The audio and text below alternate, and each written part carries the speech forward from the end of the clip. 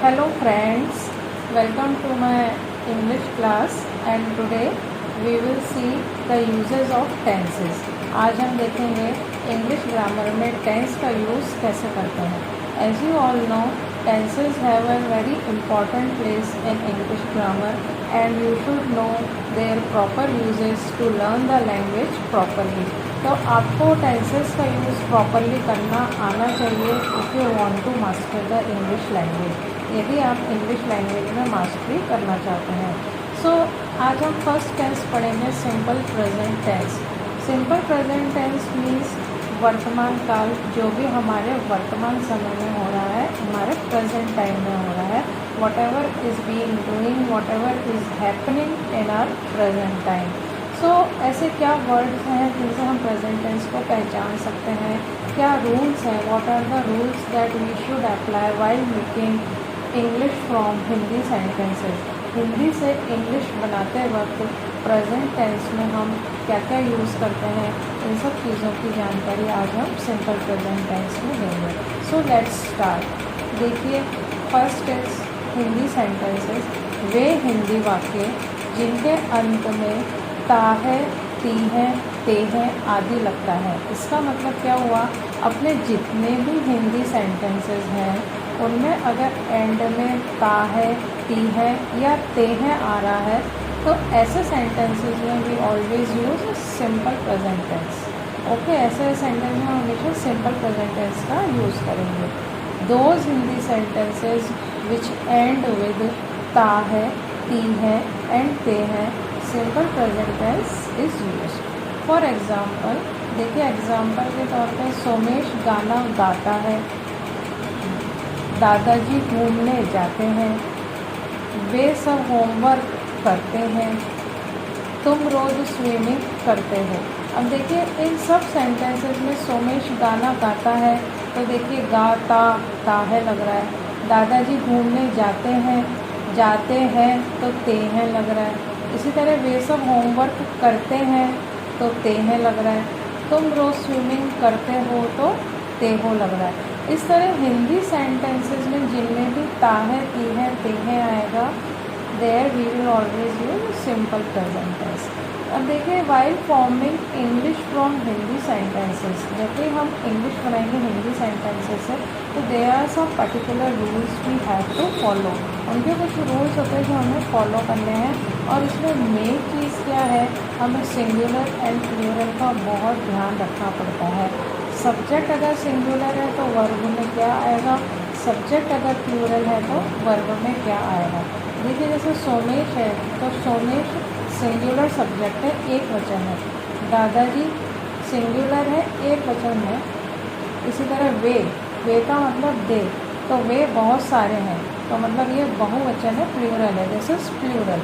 इसी तरह तुम, you is also plural subject. You भी क्या होता है, प्लूरल सब्जेक्ट में आता है.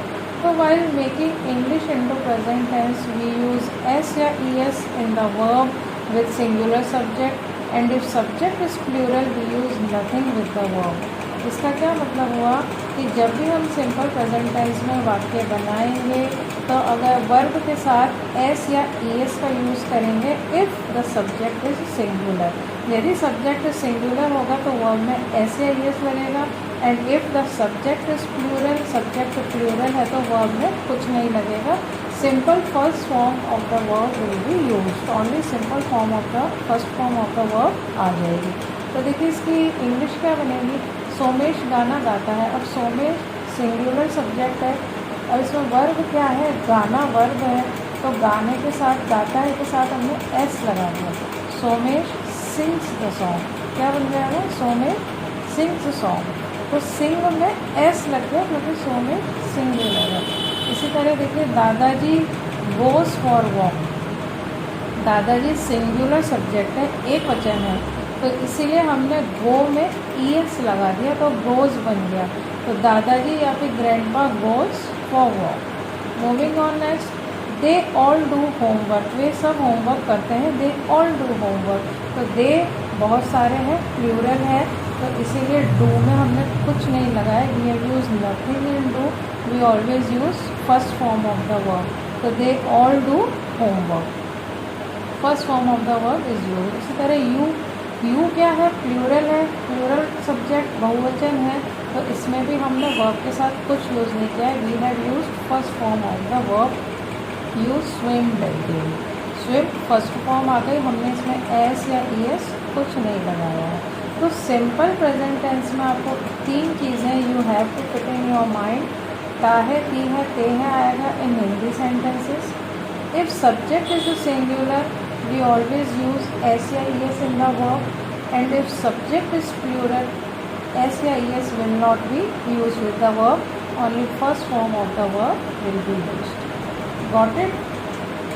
So the formula क्या बना इसका, subject plus verb plus s या es with singular and plus object. So you have to learn this formula to make the English sentences.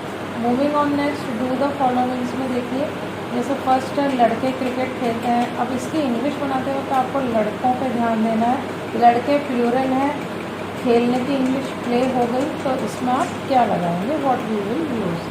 Shobha dance करती है, तो शोभा सिंगुलर है, करती है तो क्या आएगा। राहुल केक काटता है, तो राहुल सिंगुलर है, काटता है के साथ फिर क्या आएगा।